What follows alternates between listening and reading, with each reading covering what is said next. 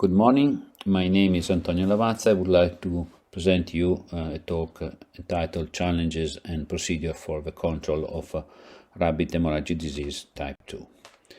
The rabbit hemorrhagic disease virus is the causative agent of a highly infectious and fatal disease affecting domestic and wild rabbits. RHDV is a non-envelope single-strain RNA virus belonging to the Calliciviridae family genus Lagovirus. RHD was firstly reported in China in 1984 and 2 years later in Europe and in the rest of the world. About 30 years later, a new serotype named RHDV2 was reported with a distinct genetic and antigenic profile in France. The spread of RHDV2 across continents was very rapid, and its peculiar characteristic, including the ability to cause RHD even in other lagomorph species such as Lepus and Sylvilagus, and to induce high mortality also in young animals, allowed RHDV2 to become endemics even in America and in other continents. Epidemiological data indicate that RHDV2 has almost replaced RHDV in the field, causing severe economic effects on rabbit production worldwide.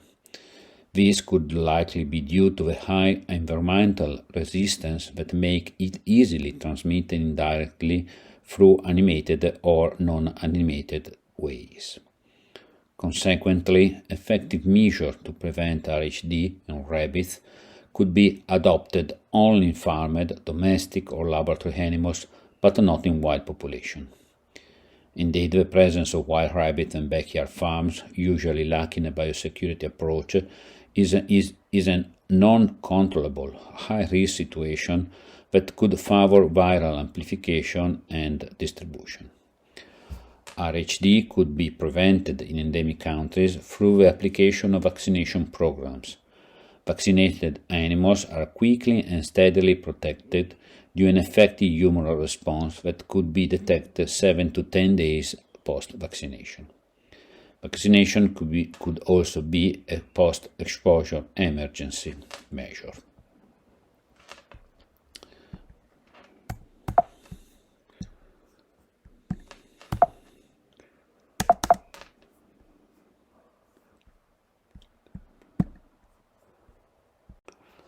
So, what occurs when RHD meets a rabbit? That means, do we always see the disease?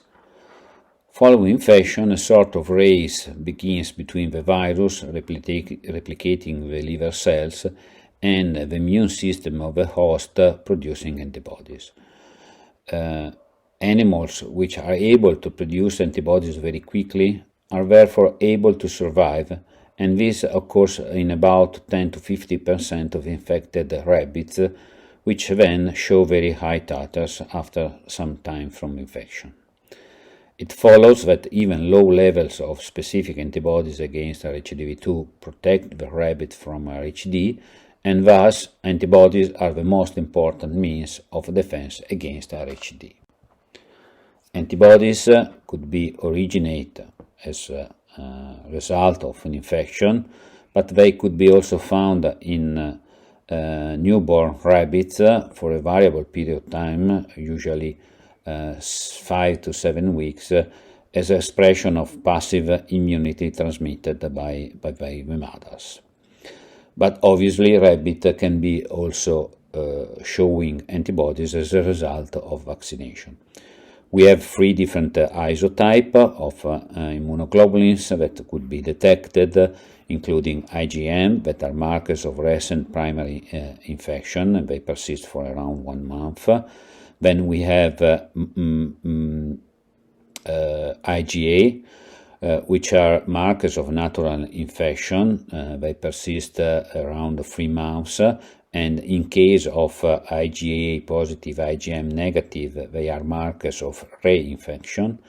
And then we have IgG that could persist for several months or even years, depending on their origin. They include also maternal antibodies and the number of reinfection. And we can say that in the absence of IgM and IgA in non-vaccinated rabbits, they are markers of an infection which occur more than 2 months before. This picture shows the dynamic of antibody production following vaccination and after an oral challenge with a wild virus performed at 65 days post-infection. The inactivated vaccine, you see, does not induce IgA production, which are then produced after the challenging, and they then decrease to negative values in around 2-3 months. On the table on the right, you can see the average titers at different time points following vaccination, and it's possible to detect antibodies even 1 year after vaccination, and the duration may also depend on the type of adjuvant used in the vaccine. And finally, we should consider that in case of revaccination or infection, natural infection with a wild virus, the booster effect is lower in animals vaccinated from 5 to 7 months and higher in those vaccinated from longer time. Different vaccine programs could be applied. This is the one most commonly used in our country. Usually in intensive farm, since the restocking rate is very high, more than 100% every year, it's common to vaccinate all breeders or breeding rabbits every 6 months to be sure that all adult rabbits are vaccinated at least once a year. In addition, given the short life cycle of fattening rabbits, farms which are in low endemic areas normally are used to vaccinate only the breeding stock rabbits. However, after an outbreak, the vaccination of growing rabbits is recommended, and this for at least 3-4 cycles before stopping. And stop occurs when it's proved that there is no more virus circulation inside the farm, for example by using non-vaccinated sentinels. Several vaccines are available now. Some of them are produced with biotechnological approach, so recombinant mixome expressing the protein of RHD and RHDV2, or even by using virus-like particles. This in order to avoid the use of experimental infection of rabbits for the production of organ vaccine, and this, as you probably know, derives from the fact that lactoviruses do not grow in vitro in cell culture system. We have to consider that all vaccines prepared with one type of virus or a classical RHDV2 are poorly effective in protecting rabbits from infection with the other type and in preventing clinical disease. So we do not have any type of cross protection between serotypes. Therefore, the combined vaccine with both antigenic types, or better, a vaccine homologous to the RHDV strain identified during the epidemics or the outbreaks, are highly recommended. From 2010, when RHDV2 was firstly identified onwards, we have seen a sharp increase in the pathogenicity and the virulence of this virus.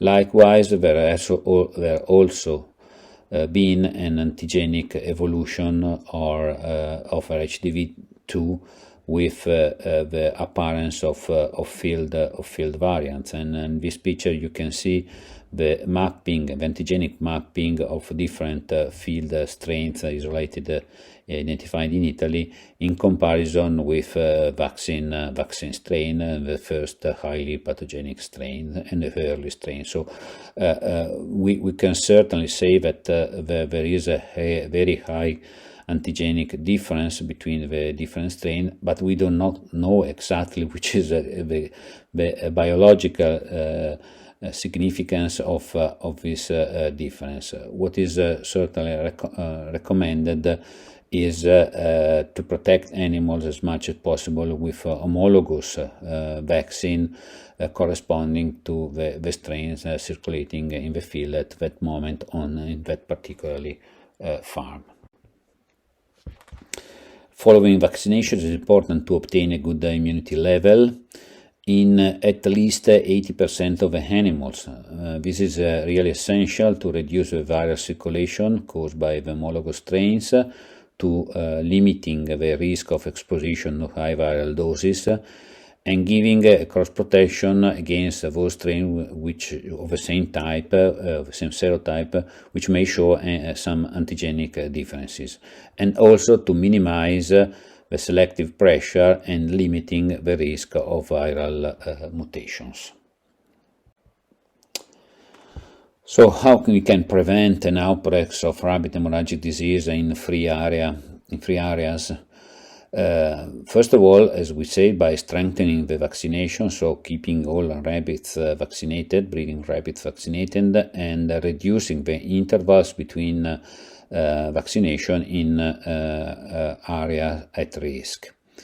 Then we have to apply strict biosecurity and hygienic sanitary measures, such as cleaning and disinfection environment and facility, and controlled carcass removal. Then we have to check the introduction of purchases of new rabbits, so they should be vaccinated at least twice and come from suppliers which can guarantee the health status of the animals. Finally, since early detection is important to limit the diffusion of a virus, we should send each suspected case to the laboratory for virological diagnosis, and in addition we have to perform periodical serological checks to verify the level of immunity within the farm. So we say that a quick response is important for containing outbreaks in disease-free regions, and considering that HD is a WOA-listed disease, any mortality also in wild lagomorph, including hares and cottontail, should be immediately notified to the authorities. Then dead carcasses should be compulsory delivered to laboratories for diagnosis, and very important to apply in those regions where the outbreak occurred, not only in the infected farm but also in the farm situated in the nearby, the same direct and indirect measure, especially if there is a functional or a geographical link with the infected farm. We can suggest two sets of indication and procedure depending on the type and characteristic of holding. So in industrial farm, all the animals, including young rabbits at weaning and those in the first half of fattening period, should be immediately vaccinated. The others, growing rabbit close to the slaughtering age, may be transported to an abattoir in dedicated trucks and slaughtered as last batch of the day. On the contrary, in the case of backyard units, it is advisable to kill the surviving rabbits humanly and to clean and disinfect the premises before repopulating with vaccinated rabbits after a suitable all-out period. In the infected farms, as we said, first of all, we suggest to perform an emergency vaccination, but also a series of direct prophylaxis actions should be contemporarily adapted to limit the diffusion of infection within the premises, such as cleaning and disinfection of sheds, control and removal carcasses, block of incoming movements, ban on the exit of live animals, veterinary supervision, recording of daily mortality, sample laboratory investigation, and, as we said, vaccination.